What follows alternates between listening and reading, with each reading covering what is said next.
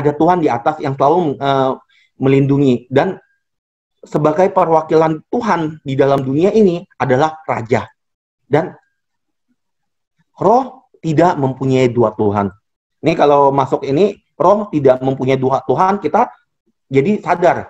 Ini juga salah satu yang ada di dalam 10 perintah Allah, bahwa tidak ada Tuhan lain selain Allah Bapa.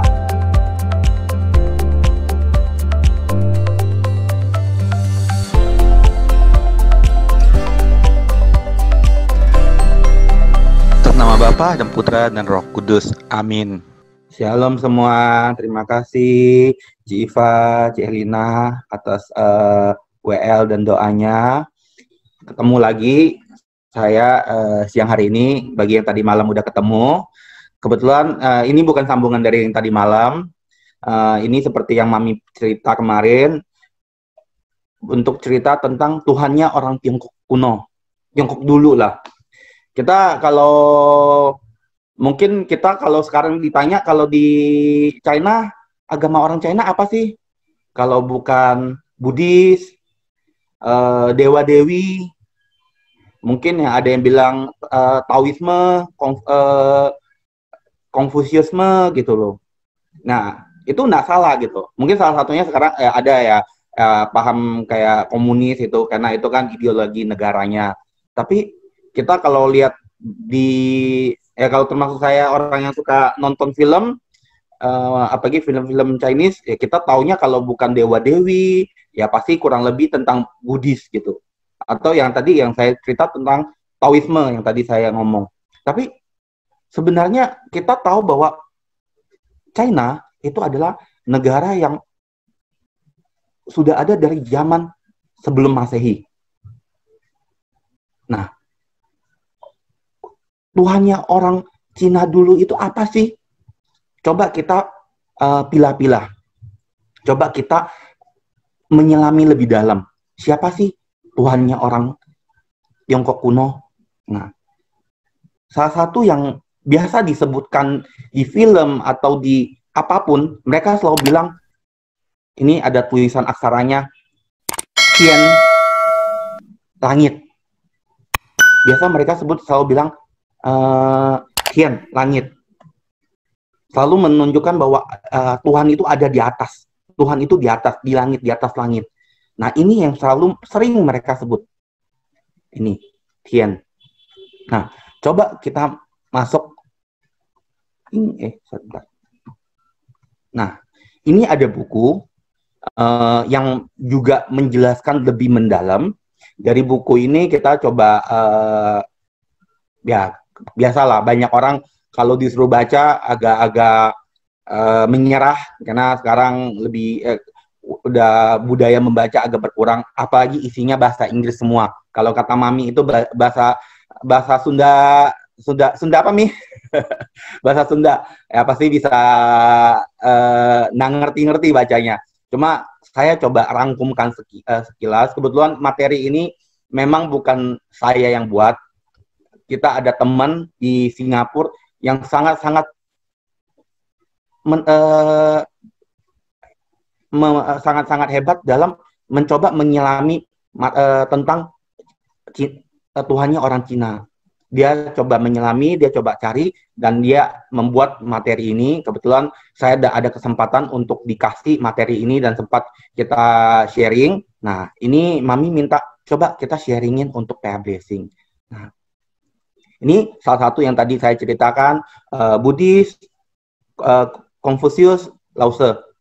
Nah, dan di sini ada tulis bahwa Buddhis, Konfusius sama Lao Tse itu adalah di 500 sebelum, ini kalau Buddhis di 500 sampai 200 sebelum Masehi, Konfusius di 500 Masehi, Lao Tse itu sebenarnya adalah gurunya Konfusius. Nah, dia di 600 sebelum Masehi. Sedangkan kita kalau bikin timeline, kalau Tuhan Yesus ada di sini 0, karena kita tahu ya, bahasa penanggalan itu BC sama AD itu dari penanggalan Tuhan Yesus. BC itu tulisan itu artinya adalah before Christ, sebelum Tuhan. Kalau AD itu after death. Jadi tahun 0 Masehi itu tahun di mana Yesus meninggal. Nah, kalau ditarik ke tarik mana Buddhis di sini, Konfusius di sini, Taoisme itu dari Lao Tzu di sini. Nah, dari tahun 600 sebelum Masehi sampai 2500 sebelum Masehi, apa sih Tuhannya orang Cina? Nah, di sini dia kasih gambar Musa dengan 10 perintah Allah di 1500 sebelum Masehi. Dan kerajaan China sudah ada di 2500 sebelum Masehi. Dan ini adalah kalau bagi yang suka sejarah, tahu tentang sejarah orang China, ini 2500 sebelum Masehi itu adalah kerajaan Shang dinasti dengan raja yang bernama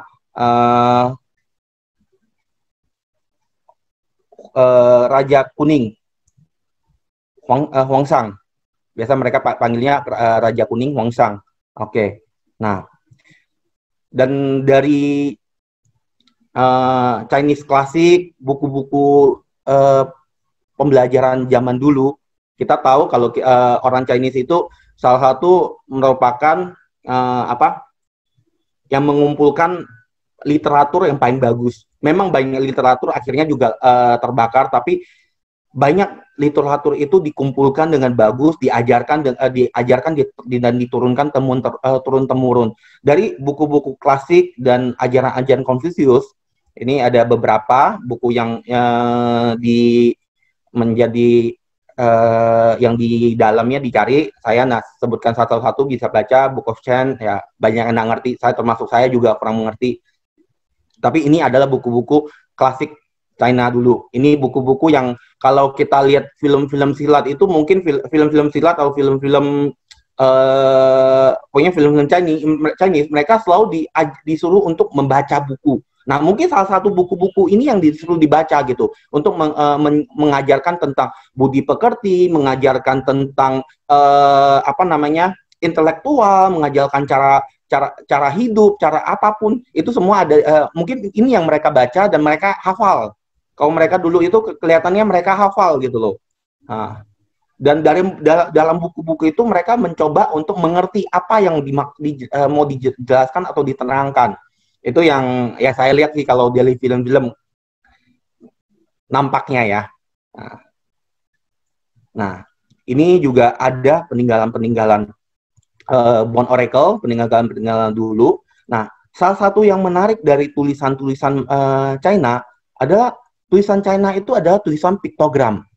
Maksudnya piktogram apa? Apa itu piktogram? Piktogram itu adalah tulisan yang menggambarkan sesuatu. Ini saya ada contoh-contohnya di layar. Untuk yang pertama itu adalah menjelaskan tentang hari. Dia mengambil gambar dari matahari, akhirnya diubah menjadi bentuk yang paling sekarang. Ini adalah menggambarkan bahwa siang hari atau menggambarkan itu hari siang hari. Kalau yang di bawah kedua ini adalah menggambarkan bulan. Nah, ini bahasanya Yue, bulan. Nah, yang ketiga itu adalah gunung. Nah, dari gambar bentuk gunung akhirnya berubah jadi bentuk sekarang. Tapi setiap tulisan itu menggambarkan sesuatu, menggambarkan arti secara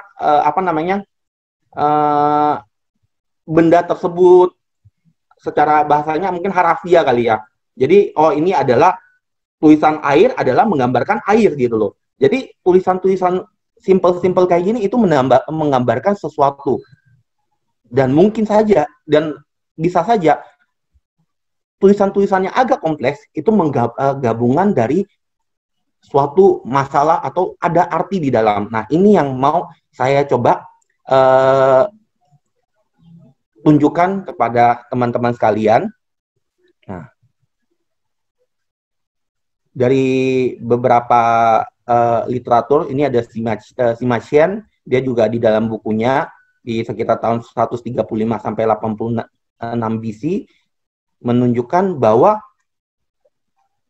Huangti atau raja dari Shang dinasti itu selalu melakukan persembahan di Gunung Taisan.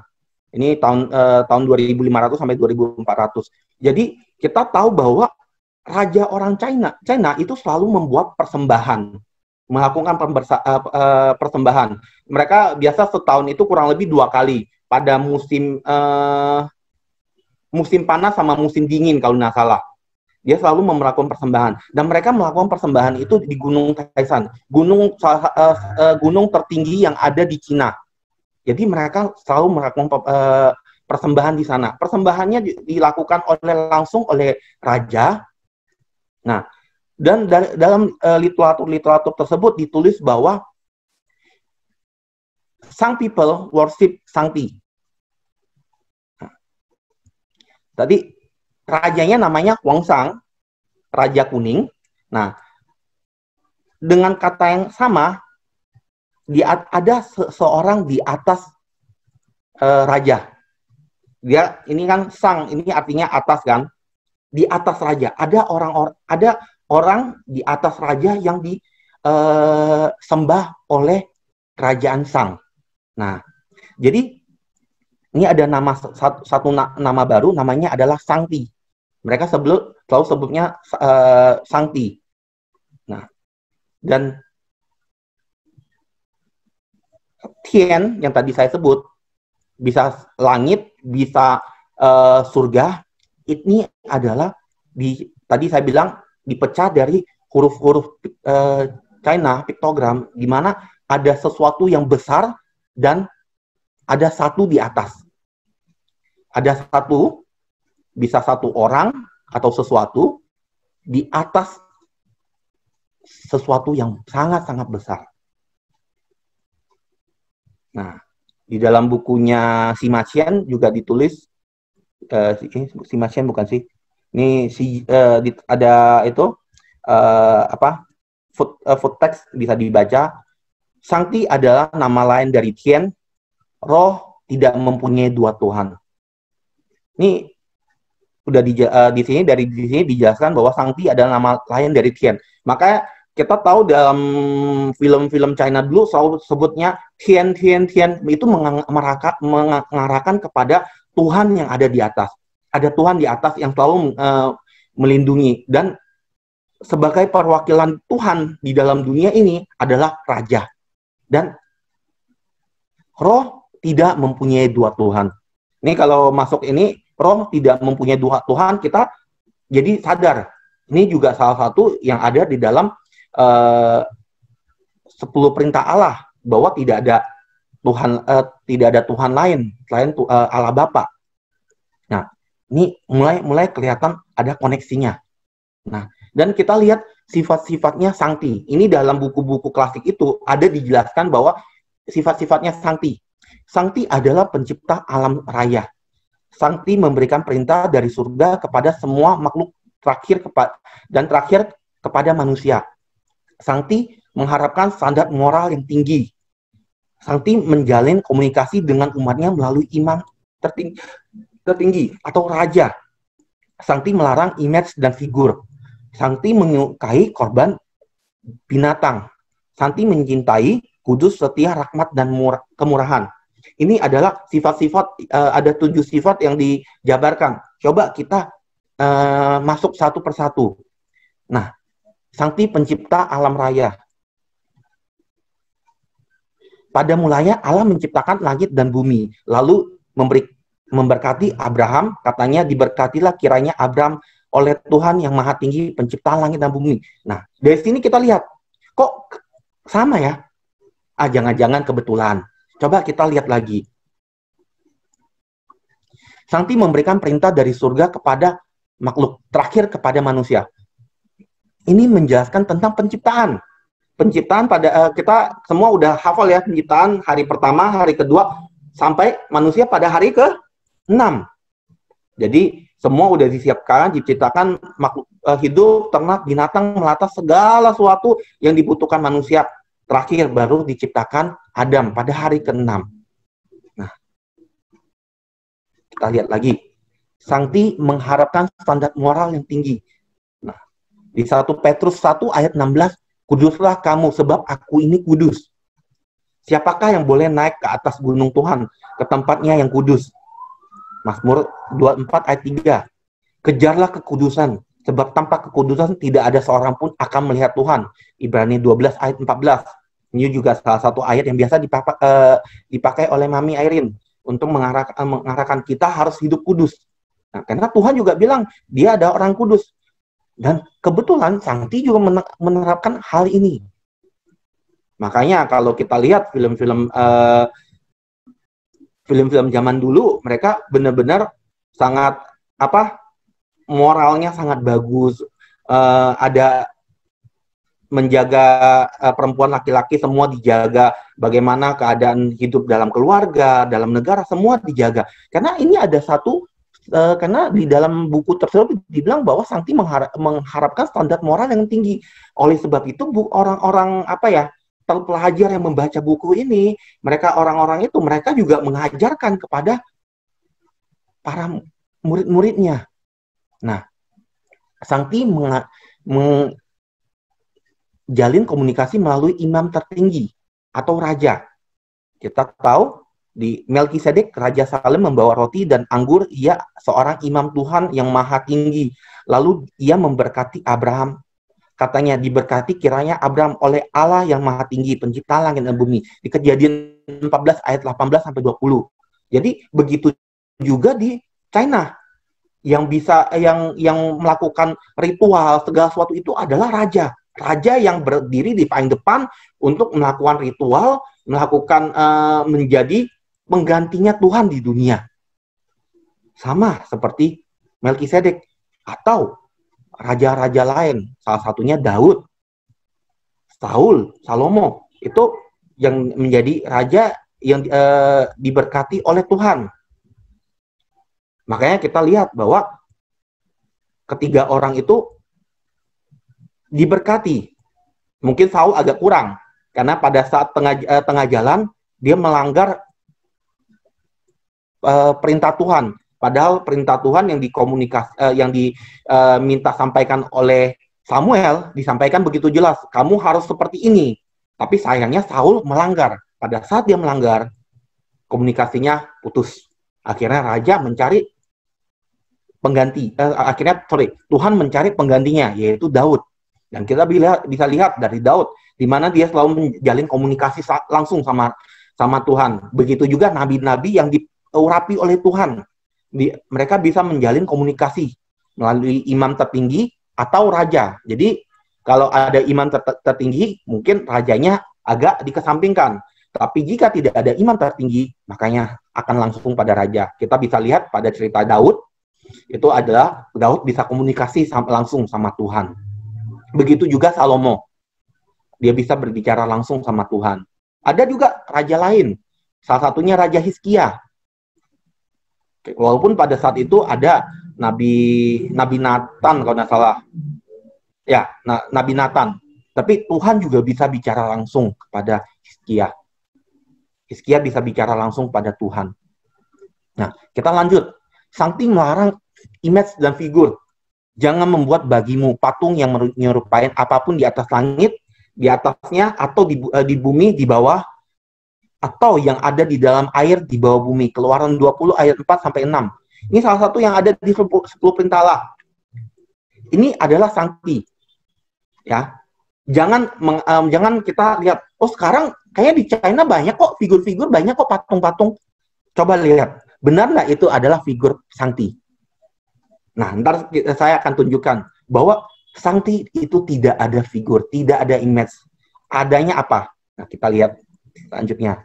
Ini adalah mungkin barang-barang yang pernah dibuat ular tembaga. Ular tembaga ini adalah yang dibuat untuk menyembuhkan ular beludak. Tapi pada saat setelah Musa lewat, ada orang-orang yang masih menyembah ini. Akhirnya dihancurkan. Karena sebenarnya waktu itu adalah menunjukkan bahwa Tuhanlah di atas segala Tuhan yang mampu menyembuhkan. Tapi sama oleh orang Israel sempat disalahgunakan. Akhirnya ular tembaga ini dihancurkan oleh raja apa? Saya agak lupa. Harus dicek lagi. Ini adalah tabut perjanjian pada hari Selasa, Senin atau Selasa kalau nggak salah, Mami ada cerita tentang tabut perjanjian. Ini tabut perjanjian. Ini ada tertulis di kitab Imamat ya. Bentuknya semuanya ditulis secara jelas. Di dalam tabut perjanjian isinya ada 3 benda. Mana 10 perintah Allah dan tongkat Harun yang bertunas. Dan itu adalah 3 benda yang diisi di dalam tabut perjanjian. Tabut perjanjian itu pada saat zaman Musa ditaruh di tengah-tengah kemah perjanjian. Itu kemah perjanjian yang dibuat oleh Musa, itu kemarin yang Mami ceritakan. Nah, pada saat masuk ke zaman Salomo membuat bait Allah pertama yang begitu megah, yang dilapisi emas dan segala macam, di mana tabut perjanjian ditaruh di tengah-tengah bait Allah. Nah, jadi ini yang dibawa oleh Yosua pada saat mengelilingi Yeriko. Ini yang pada saat masuk ke tempelnya Baal, di mana Baal akhirnya jatuh menyembah. Sempat pada saat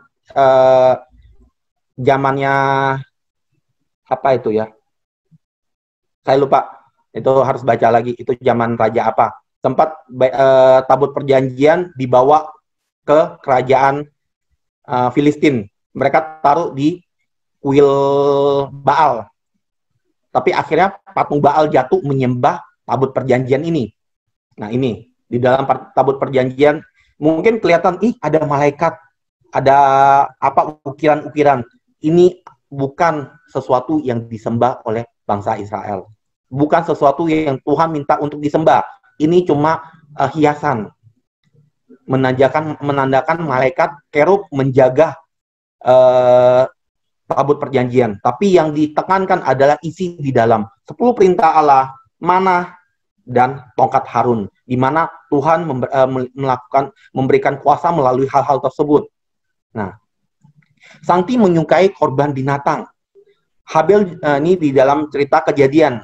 Habel juga mempersembahkan korban persembahan dari anak sulung kambing dombanya, yaitu lemak-lemaknya. Maka Tuhan mengindahkan Habel dan korban persembahannya.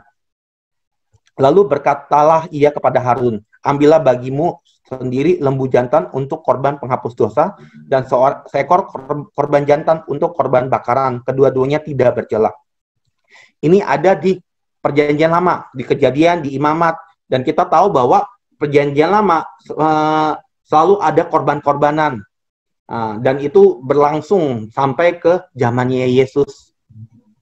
Nah, inilah korban binatang. Sama seperti Sangti. Sangti juga dipersiapkan ada korban domba, lembu, segala macam. Sampai-sampai ada gambarnya. Nih. Ini gambar melakukan persembahan. Nah, nih. Yang pernah ke Cina pasti mungkin pernah lihat nih. Ini ada kayak gini. Kebetulan saya belum pernah ke sana, jadi saya agak buta, tapi inilah yang pernah masuk ke Beijing, Temple of Heaven, atau yang ada di Cina, nih, persembahan yang diberikan, persembahan yang tidak cacat celah. Kok mirip ya?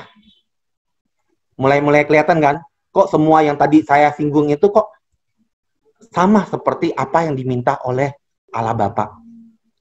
Persembahan yang tidak bercacat, melakukan persembahan, tidak ada gambar, segala macam.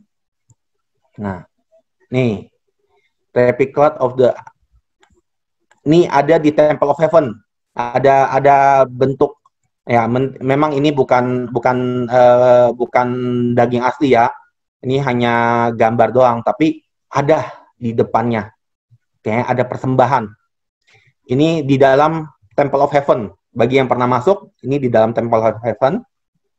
Ini ada tulisan Huang Tian Sangti. Ini adalah tulisan 4 huruf. Ini adalah tulisan Huang Tian Sangti, Raja Langit.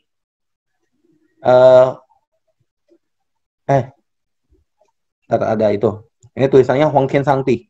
Tulisannya. Nah, Dan sebelum Temple of Heaven, kalau bagi yang tahu sejarah, Temple of Heaven dibuat oleh kerajaan Ming, kalau nggak salah, kerajaan Ming.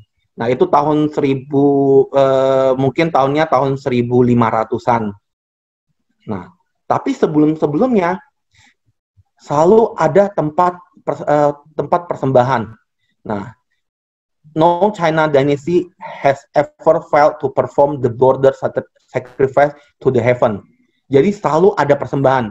Dan kita lihat dalam setiap film-film, setiap dinasti selalu ada persembahan. Dan yang melakukan persembahan adalah raja. Dan di dalam persembahan itu, selain kalau misalnya di awal-awal saya bilang mereka melakukannya di Gunung Taisan. Nah, di mana di dalam Gunung Taisan itu bukan cuma asal potong, bakar, selesai. Tapi ada mesbah, di mana mesbahnya bentuknya seperti ini.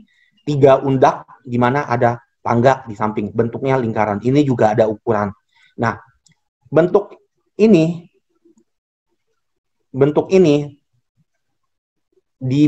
karena mungkin rajanya mulai males harus pergi jauh-jauh ke Gunung Taisan, mereka akhirnya bikin di Forbidden City, di Temple of Heaven. Ntar saya ada gambarnya yang saya tunjukkan. Nah, korban yang benar. Segala yang bercacat badannya janganlah kamu persembahkan, karena dengan itu Tuhan tidak berkenan kepada kamu. Ada di Imamat 22 ayat 20 sampai 21. Melainkan dengan darahnya yang mahal harga, yaitu darah Kristus yang sama seperti darah anak domba yang tidak bernoda dan tidak bercacat. Ini di Petrus 1 ayat 19. Kita tahu sendiri Yesus Kristus adalah domba yang tidak bercacat, yang dipersembahkan bagi setiap untuk menghapus dosa-dosa. Dan kita tahu korban yang dipakai itu adalah untuk menghapus dosa.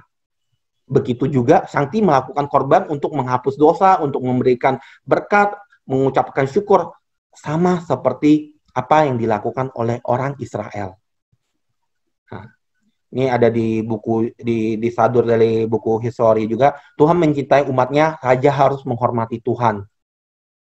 Ini udah ditranslate, bagi yang ngerti, ditranslate 3 bahasa. Nah, ini juga diambil di dinasti Xia. Ketika rumahnya adalah kekuatan, dia mencari orang yang mampu menghormati Tuhan. Jadi ini penjelasan aja bahwa setiap orang itu harus menghormati langit. Ada 2 yang harus dihormati. Jadi orang Cina dulu itu ada 2 yang tidak boleh dilanggar. Itu tidak boleh menjelek-jelekan langit dan tidak boleh menjelek-jelekan raja. Kamu boleh menjelekkan pemerintahnya jelek, pemerintahnya bobrok. Tapi hanya 2 yang tidak boleh dijelekan, yaitu langit dan raja. Karena raja adalah pengganti Tuhan di atas bumi ini. Nah, ini kedamaian ada di banyak wilayah kami, adalah rangkaian tahun-tahun berkelimpahan. Tuhan tidak bosan-bosannya dalam kemurahan. Ini mengucapkan syukur kepada Tuhan, dicatat amanah dari Tuhan betapa dalam dan tidak berhenti-henti. Jadi ini adalah puji-pujian klasik potri. Jadi puisi. Jadi bentuk-bentuk ini ada puisi di mana mengucapkan rasa syukur kepada Tuhan, sama seperti mungkin Mazmur. Nah, ntar ada lagu-lagu juga yang untuk memuliakan Tuhan. Pada saat mereka melakukan persembahan, itu ada lagu yang harus dinyanyikan, ada lagu yang harus dimainkan. Nah, ini dari Lao Tzu. Kita tahu Lao Tzu itu adalah orang yang menciptain Taoisme. Paham Taoisme diciptakan oleh Lao Tzu. Dan di dalam bukunya, ini adalah bukunya Tao Te Ching, I Ching kau nana, Tao I Ching. Nah, I do not know his name. Name his Tao. Saya tidak tahu namanya. Saya memberikan nama dia Tao. For lack of the better word, I call him Almighty. Untuk dunia yang lebih baik, saya menyebutkan dia Almighty. I do not know who son he is. He is before any king. Dia adalah raja sebelum segala raja. The Tao exists as one, one exists as two, two exists as three, dan the three create everything. Satu ada menjadi dua, dua ada menjadi tiga, tiga menciptakan segalanya. Kok mirip dengan Trinitas kita, Bapa, Putra, dan Roh Kudus. Jadi kita makin mendalam, makin lihat bahwa ini ada kemiripan. Nah, ini bagi yang pernah pergi, ini ada di Forbidden City, ini Temple of Heaven. Nah, ini adalah dari rangkaian dari depan, ini dari depan, dan Temple of Heaven itu ada di paling ujung. Nah, Hyo sebenarnya adalah wewangian, sama seperti orang Israel. Kita ada yang namanya wewangian, kasih mur, kasih kemenyan. Nah, begitu juga dengan Hyo. Ini adalah wewangian. Temple of Heaven. Jadi bentuknya sama seperti tadi, gambarnya ada 3 undak. Ini ada saya kalau nggak salah ada gambar helm. Ini yang ada di Beijing, ini ada di Xianan. Nah, bentuknya sama. Dan begitu juga Temple of Heaven, ini ada di depan, saya ada gambar di ujung, ada di gambar di ujung. Jadi kalau ada gambar di ujung, dari ujung ini ada gambar pertama, ada 3 undak-undakan untuk tempat persembahan. Ini di Xianan juga ada. Nah, pada saat di ujung di Temple of Heaven itu juga ada nih 3 undak-undak baru, ada pagodanya, tempelnya. Dan tempelnya juga 3 undak. Ini dibuat dari bahasanya apa ya? Tidak ada paku ya. Jadi bentuk bikin itu satu itu benar-benar bahasanya apa ya? Saya lupa. Tapi ini pokoknya dibikinnya begitu bagus tanpa paku ya atau apa gitu.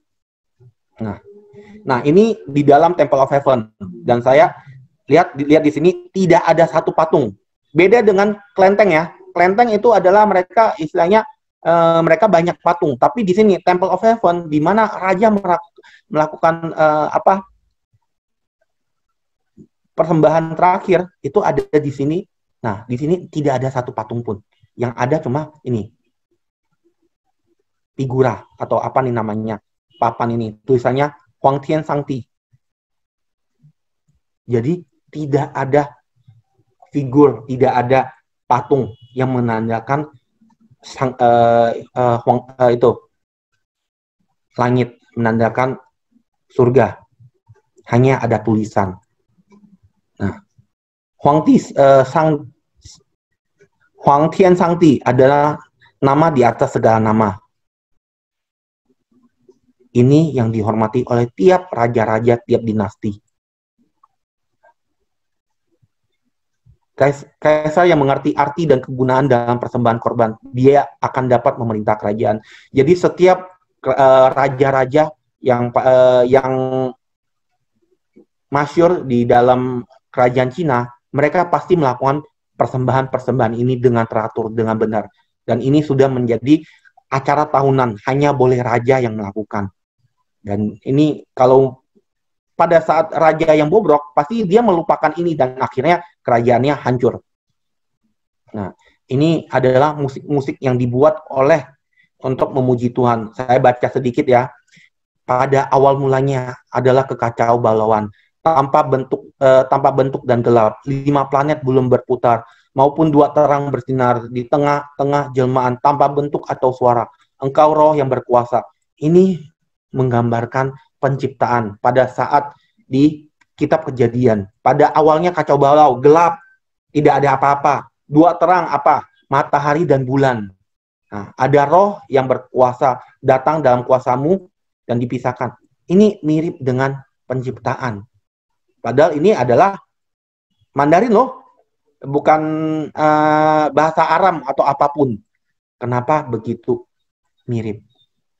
Nah, nih, pada mulanya ini saya udah tulis keluar. Ini adalah di kitab Kejadian.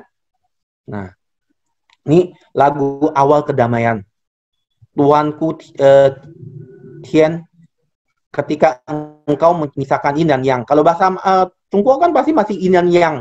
Engkau merangkai menghasilkan roh dari 7 elemen ini mengucapkan pujian syukur. Ini lagu-lagu yang dipakai pada saat melakukan ritual. Nah, ini di translate bahasa Inggrisnya. Ini yang lain lagi. Persembahan permata dan sutra. Nah, ini ada ditulis dari ini. Saya nggak bacain, tapi ada saya highlight. Engkaulah Bapa kami, akulah anakmu. Sama kan? Bapa di surga selalu menuliskan bahwa dialah Bapa dan kitalah anaknya. Ini ada juga di tulisan orang China dulu. Oke, ini ini translate bahasa Inggris, saya lewatin. Nah, ini bahasanya Kui Men Kwan.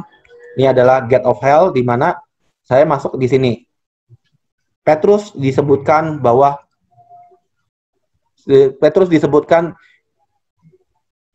and I also say you that you are Peter, and on this rock I will build my church, and the gate of Hades shall not prevail you against it. Ini bahasa Inggrisnya. Kalau di bahasa Indonesia kita tahu bahwa Petrus, di atas batu karang ini akan dibangun oleh gerejaku, dan alam dunia apa sih? Coba kita lihat di bahasa Indonesianya di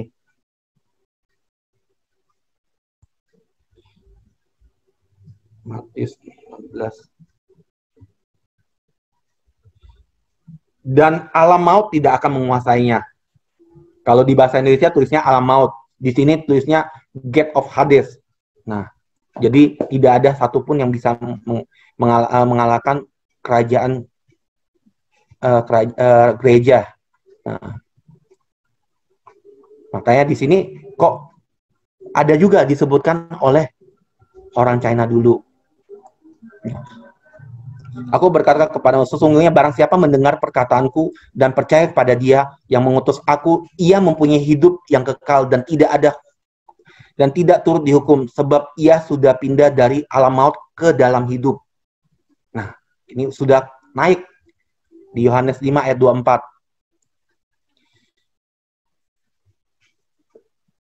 Dan orang Cina juga bilang bahwa Shangti adalah Lord of Harvest, Tuhan mempunyai tuaian.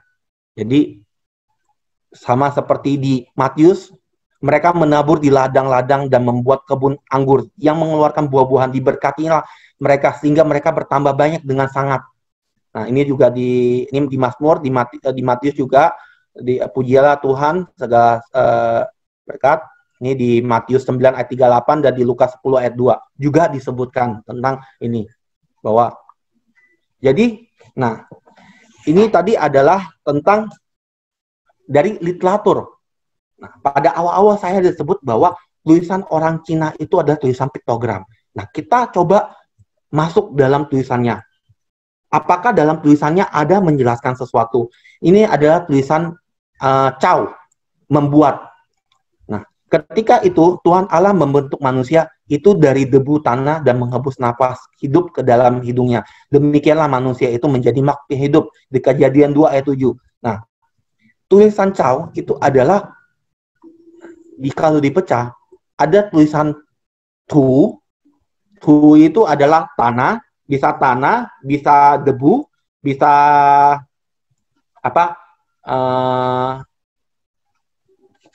lumpur. Ini ada life, jadi ada petikan itu untuk hidup. Ini adalah Kou, mulut. Mulut itu bisa menjadi ini Kou itu biasa orang sebut mulut, bisa sebut berbicara, juga bisa mengartikan sebagai kehidupan. Karena manusia makan melalui mulut. Jadi dengan ada mulut berarti ada kehidupan, ada perlu makan. Kayak gitu. Nah, dan ini ada petikan tentang berjalan. Ini adalah orang jalan. Ada pasti ada bayangan. Jadi dari tanah dan mulut ada muncul kehidupan dan berjalan. Inilah Cao. Terus beginning. So at the beginning there are two people, Adam dan Eve. Ada Adam dan Hawa. Nah, karakter ini ditulis awal itu dari dua orang. Ini ada Ini bukan ren ya. Itu bisa juga menunjukkan bahwa orang. Jadi ini adalah menjelaskan tentang orang. Ada dua orang menjadi permulaan. Nah, ini ada di Sichuan. Ini gambar, sorry. Ini adalah gambar San Xing Tui terbuat dari perunggu. Ini ditemukan oleh para ahli di daerah Sichuan pada saat mereka menggali. Nah, ditemukan suatu pohon perunggu di mana ini banyak gambar-gambar di dalamnya. Nah, bentuknya saya coba sorry. Nah, ini di dalam saya kasih gambar yang besar. Nah, ini ada gambarnya. Ini adalah bentuknya pohon. Pohon ini ada gambar seperti ular, ada gambar seperti tangan manusia, tangan perempuan, ada bentuk daun-daun seperti pedang dan yang melindungi buah. Nah, dan ini kenapa begitu mirip dengan pohon kehidupan yang ada di kitab Kejadian. Ini bentuk ularnya, ada ular di bagian bawah, ini ada daun yang melindungi buah-buahnya di atas, di mana ada tangan manusia yang mau mengambil.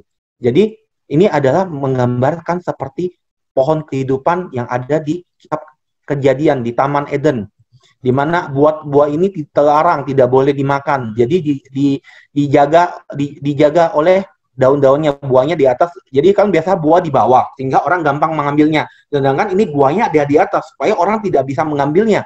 Nah, tetapi ada ular di bawah yang berada di dekat pohon dan ada tangan manusia yang mau mengambilnya. Nah, ini bentuknya perunggu, ini ada di Sichuan. Nah, kita masuk lagi. Qing, ini adalah forbidden. Nah, ini gabungan dari, kalau satu tulisan ini adalah mu itu adalah kayu. Jadi kayu yang banyak itu disebut adalah ling atau hutan, di mana ada di bawahnya ada perintah, berarti tidak boleh. Ada perintah digabung dengan hutan, itu tidak boleh. Forbidden. Jadi Tuhan melarang untuk mendekati pohon tersebut. Nah, lalu Tuhan Allah menumbuhkan berbagai pohon dari bumi yang menarik dan yang baik untuk dimakan buahnya. Dan pohon kehidupan di tengah-tengah taman itu, serta pohon pengetahuan tentang yang baik dan yang jahat. Nah, ini dari sini kita tahu ada dua pohon ya. Nah, ini makanya lihat dua pohon bergabung itu menjadi hutan. Nah, ini ada aksara lan. Lan itu adalah malas. Ada aksara malas. Ada bisa diartikan sebagai malas, bisa diartikan sebagai greedy, rakus. Nah, malas, rakus itu adalah keinginan. Makanya di sini gabungan dari pohon di mana ada perempuan yang mempunyai keinginan karena digoda oleh ular, keinginan untuk mengambil buah itu, untuk mengetahui, jadi ini menjadi arti kata lan. Hebat ya, orang Cina itu dengan tulisan-tulisan piktogramnya ini bisa menunjukkan suatu arti yang baru. Nah, ini adalah arti-arti yang bisa kita lihat bahwa ini ada di Alkitab. Nah, ini adalah aksara Chuan, kapal besar, di mana kapal besar itu dipecah jadi ada tulisan 8.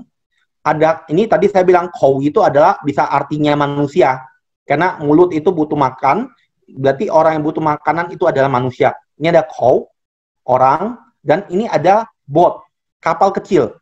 Ada 8 orang di dalam kapal. Kita tahu bahwa di Alkitab yang menceritakan tentang kapal besar itu apa? Nabi Nuh. Nabi Nuh membuat kapal besar, membuat bahtera. Di dalam bahtera itu ada berapa orang? Kita coba hitung. Ada Nabi Nuh dan istrinya, ada 3 orang anak laki-laki beserta pasangannya. Nah, Dan kita tahu 3 orang laki-laki beserta pasangannya 6 orang, Nuh dan istrinya 2 orang, jadi 8 orang. Jadi kapal besar itulah isinya dari ada 8 orang di dalam kapal. Ini di kitab Kejadian 8 ayat 16. Nah, ini tulisan adalah kui, hantu, setan, di mana dipecahkan dari tulisan tien, taman, ada manusia, hidup, dan tersembunyi. Jadi sesuatu yang tersembunyi hidup di dalam taman. Jadi kita tahu bahwa kalau setan itu selalu tersembunyi di dalam kehidupan manusia. Jadi jangan sampai ke setan ini kita harus bisa menjaga, jangan sampai setan ini masuk tersembunyi di dalam hidup kita. Karena inilah setan. Dia ada rahasia. Nah, jadi kalau setan yang tersembunyi di dalam hutan itu menjadi kui. Ini sesat. Ini artinya ini adalah sesat yang menggoda. Nah, jadi kita tahu adapun ular ialah yang paling cerdik dari segala binatang di darat yang dijadikan oleh Tuhan Allah. Ular itu berkata kepada perempuan itu, tentulah Allah berfirman, semua pohon di dalam taman ini jangan kamu makan buahnya. Jadi ada temptation, ada godaan dari si ular. Ya, godaan berasal dari pohon itu untuk menggoda makan buah itu. Nah, ini dituliskan juga di dalam aksara. Nah, karena buah itu, ini itu telanjang, karena ada dari buah dan dari spirit. Perempuan itu melihat bahwa buah pohon itu baik untuk dimakan dan sedap kelihatan. Lagi pula pohon itu menarik hati karena memberi pengertian. Lalu ia mengambil buahnya dan dimakan. Dan diberikannya juga kepada suaminya yang bersama-sama dia dan suaminya memakannya. Maka terbukalah mata mereka berdua dan mereka tahu bahwa mereka telanjang. Nah, lalu mereka menyematkan daun pohon ara dan membuat cawat. Ini di dalam Kejadian dari cerita di Taman Eden. Nah, apa hukuman bagi perempuan itu? Perempuan itu Hawa dihukum bahwa dia akan mendapat kesakitan pada saat dia melahirkan.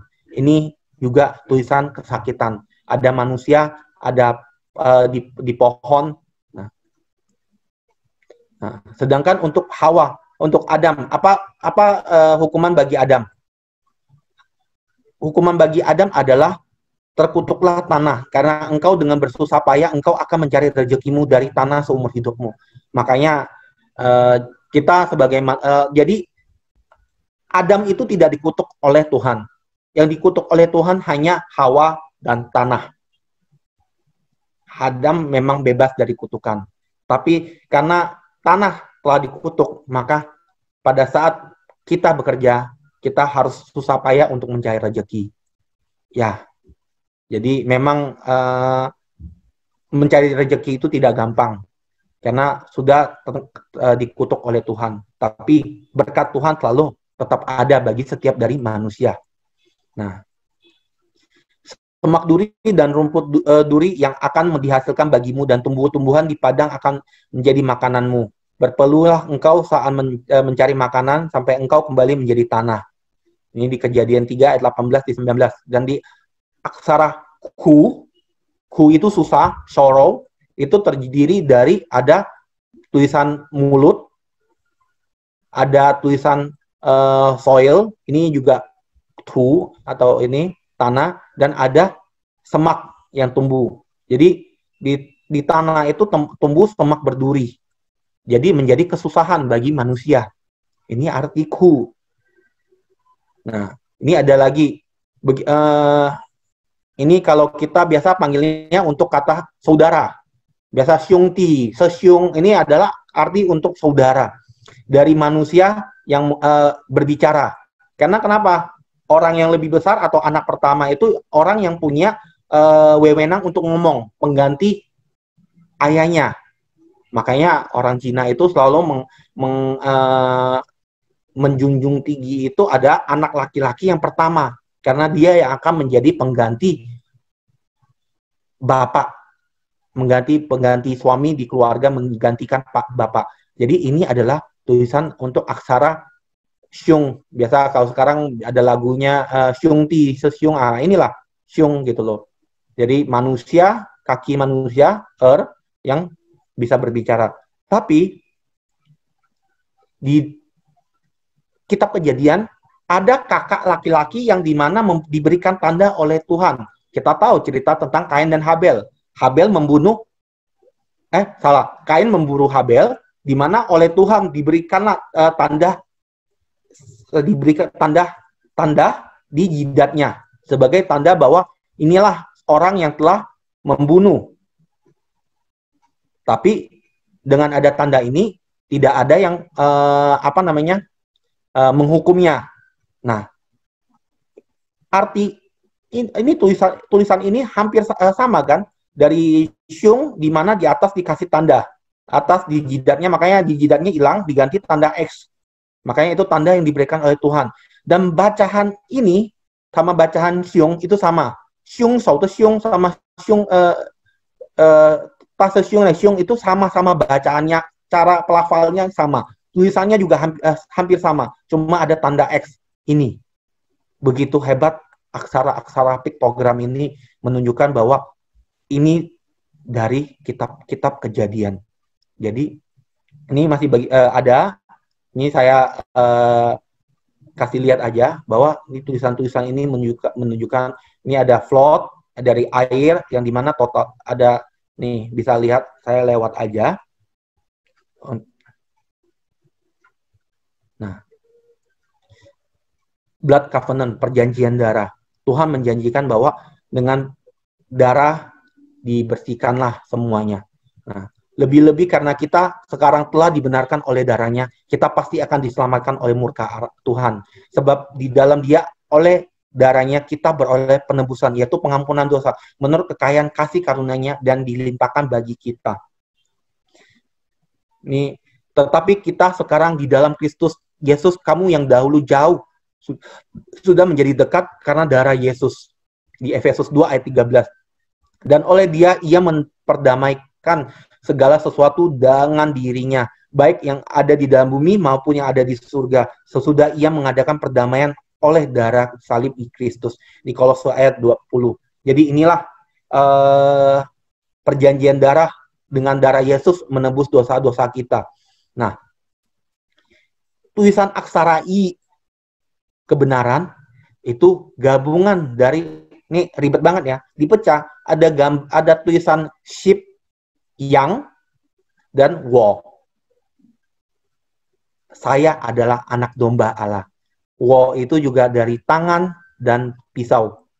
Jadi, kita tahu tangan Yesus ditusuk paku dan ada pisau yang menusuk di lambung. Dengan ada tombak, ini tombak atau pisau menusuk ke domba menjadi kebenaran. Nah, pada esok hari Yohanes melihat Yesus, datanglah kepada, lihat anak domba Allah yang menghapus dosa dunia. Di Yohanes 1 ayat 29. Ada tombak yang menikam ke Yesus. Yesus bilang, sayalah anak domba Allah. Saya rela untuk ditikam. Saya rela untuk berdarah, untuk memberikan kebenaran bagi dunia. Jadi, seperti ketiadaan satu pula semua orang telah berdosa, demikian pula oleh ketaatan satu orang semua orang menjadi benar. Di Roma 5 ayat 19. Karena dosa Adam dan Hawa, makanya manusia menjadi kematian. Tapi karena satu orang, Yesus Kristus, manusia bisa ketemu lagi kepada Yesus Tuhan. Sebab itu sama seperti dosa telah masuk ke dalam dunia oleh satu orang, dan oleh dosa itu juga maut. Demikian maut itu telah menjalar kepada semua orang, karena itu semua orang telah berdosa. Di Roma 5 ayat 12. Tapi di lanjutannya, karena Tuhan Yesus yang menjadi jembatan bagi kita, kita bisa ketemu kepada Tuhan. Jadi, inilah dari sini kita bisa melihat bahwa ternyata Tuhan yang orang Cina dulu itu sama-sama Allah Bapa. Allah Bapa. Dan kita bisa lihat dari tulisan-tulisan piktogram, tulisan-tulisannya bisa menjelaskan begitu banyak penjelasan tentang kitab Kejadian, bisa menjelaskan bahwa ada anak domba Allah, bisa melihat bahwa kitab melewati berbagai tulisan-tulisan yang ada di kitab Kejadian, segala sesuatu ada ditulis di tulisan-tulisan orang Tiongkok kuno. Jadi dari sini kita bisa melihat bahwa ada hubungan kepercayaan Allah bagi orang-orang Cina dulu. Nah, pertanyaannya sekarang adalah kenapa kalau begitu banyak tulisan tentang Allah Bapa di orang Cina dulu, kenapa sekarang begitu banyak patung, begitu ada ajaran Buddha, ada ajaran-ajaran lain, ada patung-patung segala macam. Kenapa ajaran Allah Bapa hilang di dalam orang Cina sekarang? Nah, itu ada satu pengajaran tersendiri. Mungkin lain kali, Mami, kalau kasih kesempatan, saya bisa menjelaskan lagi. Karena silsilah dinasti Cina yang begitu panjang dari 2500 Masehi sampai ke dinasti Qing ya, terakhir Raja Pui itu sekitar 1500-an ya.